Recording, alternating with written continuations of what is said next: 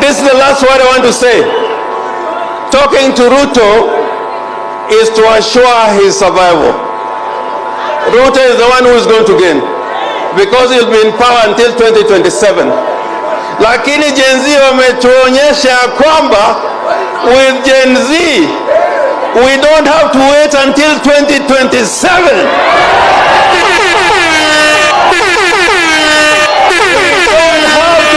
Until 2027. Wangapi wanasema Ruto must go, Ruto must go, Ruto must go.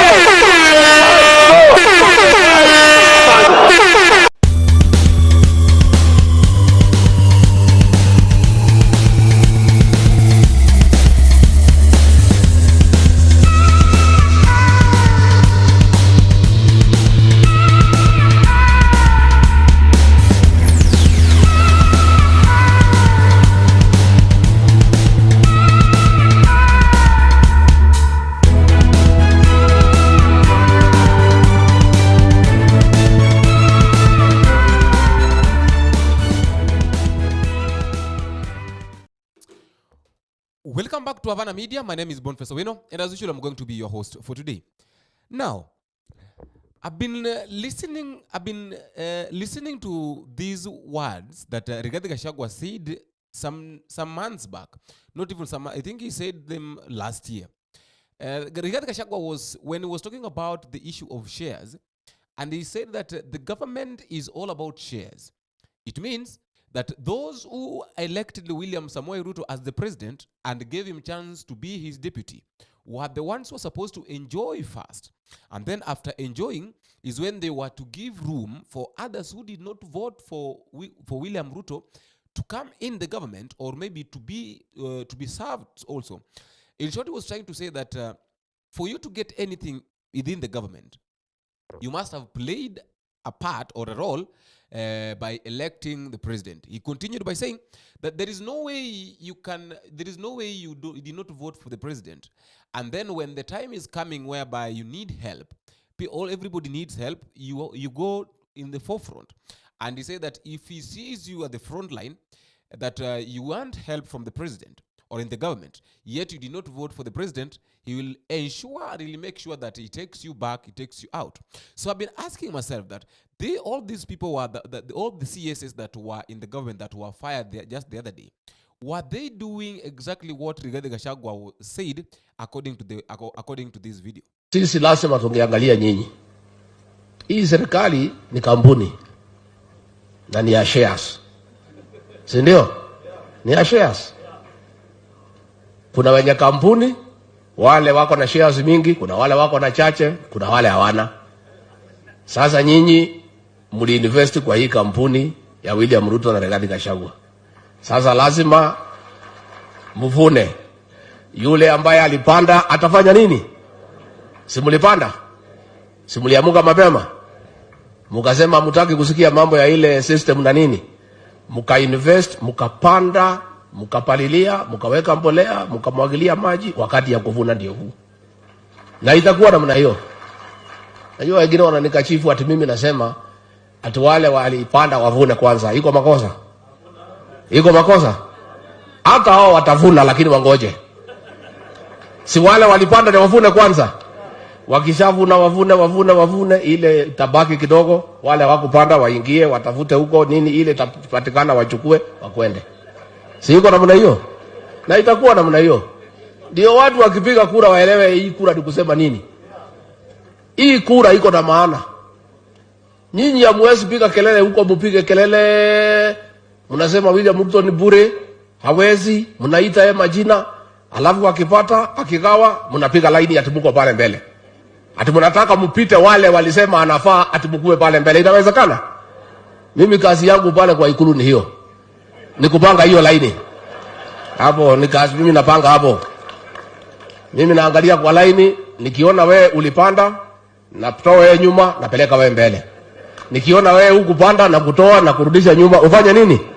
Niendelee na hiyo kazi ama niwache? Mimi niseme nyinyi watu ya Kericho. Nilienda kwa Kasa FM nikaongelesha nyinyi. Mlinisikiza?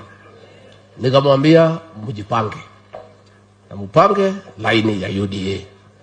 I've remembered a verse which says that the wages of sin is death, and the gift of God is eternal life.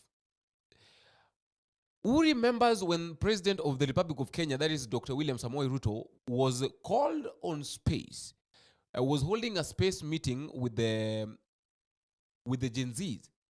And there is a question that he was asked. He was asked concerning the issue of the Githurai massacre.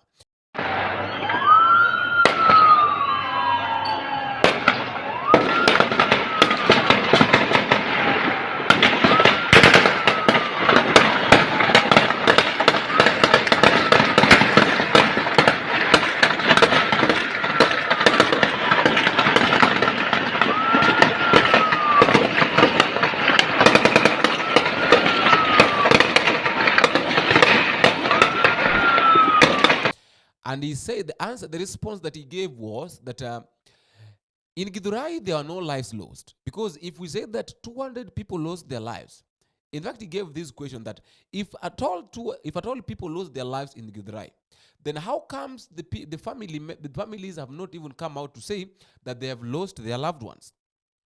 How comes they have not complained? How comes they have not even gone to the mortuaries? How come they have not even gone to the hospitals to ask for their loved ones' bodies? Are you saying 200 people were killed in Githurai? Really? I mean, my friend, I mean, where are can the family step forward?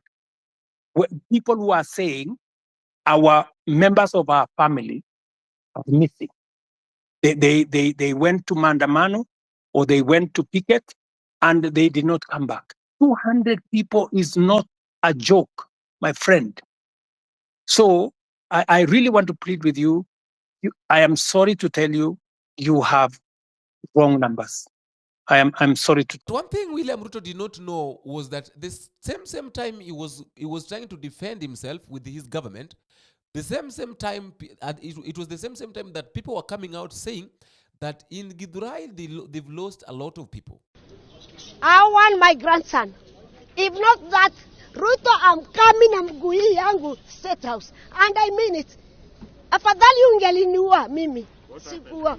Grandson wako wapi? I don't know where he is. Tangu lini mama?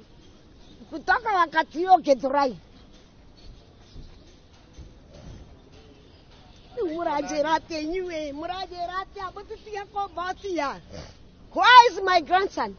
Na Ruto ndio. Ishmael. Ni wa miaka ngapi? 21 year old. Ni student. Yeah. Why is he? And Ruto ndio alifanya hiyo maneno yote. Ruto, utanipatia huyo mtoto ama unipatia wako? Si wako umeficha? Nimkose hiyo mochari mnaniambia. Nitaenda kuangaliwa. Wai Ruto rutige wana. Tokeria dashigana. 15 ya kutumalizia watoto Ruto. Uko na adabu. Shame on you 100 times. And now I'm connecting it with what is happening in Mukuru kwa Njenga. And I've been watching this painful video. This video is so touching. Seeing a young man volunteering to get into this dump site. We don't know what has been thrown there. These bodies have been here since date 18 last month. The bodies have been in the dump site since date 18. We have got the county government. The county government have not even bothered to send the rescue team. We know very well that the rescue team has the disaster management team have got the gloves and all that, the protective gears that are supposed to be used in situations like this. You know, I've been looking at this guy and I've asked myself a lot of questions. That how comes the county government is seeing this? Sakaja is just seeing this and is quiet. This young man have got the gloves that he's using are short. He's touching the bodies of those who are thrown in, who are dumped in this site. This site is like, it's normally watery. It normally has a lot of water. So when something is thrown, it must float. So being that all these bodies have been floating here. We don't know whether some of them, we don't know how maybe they have got a lot of disease, they have got infection. Of course, there must be some infections in them. But why is it that the county government is silent, yet this guy, why is it that the county government is silent that cannot even help? Okay, if they cannot get into the water, into that dump site, why can't they give the volunteer people such like people the protective gears so that these guys can use to remove those people that were dumped inside? That is my biggest worry. They fear that they cannot get in, but I don't know why they fear, yet they're normally being paid. We don't know whether this guy is not even going to be paid. He have not even asked for money, but he really volunteered to get into this water, to get into this through the site, to remove the bodies. Concerning the bodies that have been found at Mukuru kwa Njenga, the government decided to send CID by the name of Martin Nyabuto. Now, what is funny, I want to explain to you something about Martin Nyabuto. Martin Nyabuto is one of the officers, or is one of the government officers that comes from homicide, that is normally being used by the government to protect it. Let me just say that, to protect it against, to protect it from giving vital information against the deaths, the serious deaths that normally occurs. So if at all the government wants to hide some critical information about the death of someone, is the one that is normally being used. Like let's take for instance, Martin Nyabuto is the one that was given permission to do the investigation about the death of Jacob Juma. He is the one that was given authority to investigate the death of Fidel Odinga. That is the son of Raila Odinga. He is the same person who was given the permission to investigate the death of Sharon Otieno, that the university lady who was allegedly killed by the former governor, that is Okoth Obado, simply because maybe she had a kid or something. I don't know what inspired between them, but he's the one that was given was allowed to investigate. But surprisingly enough, out of all these things, he has never ever even, not for once, given the right information. In short, even the people, even the junior police officers that are at the dumping site or at Kware are worried, asking themselves this question that I'm also asking, that amongst everybody that could have been sent, why is it that this is the only guy that they've decided to send again? But the answer is very clear here. Who is in charge of evidence management in this country? You cannot have the potential perpetrator be the same person as the investigator. And right now, the National Forensic Lab is in the hand of the National Police Service. All right. So you cannot investigate crime and conduct the scientific analysis of that evidence. Okay. So half the evidence is sitting with families, and we are here, outside the system, and half the evidence is inside the system. Thank you very much.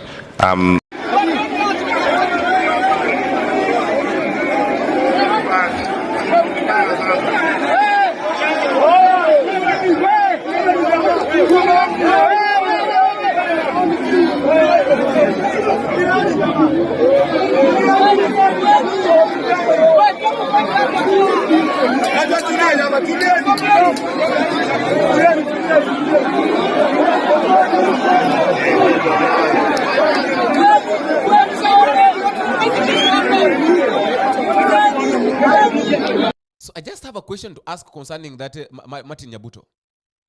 Do you think with Martin Nyabuto at the dumping site in Mukuru kwa Njenga, will we be able to get the clear information? Will we be able will they be able to inform us about the deaths, and then if they've decided to lie, if they started lying to us yesterday about the bodies that have been retrieved?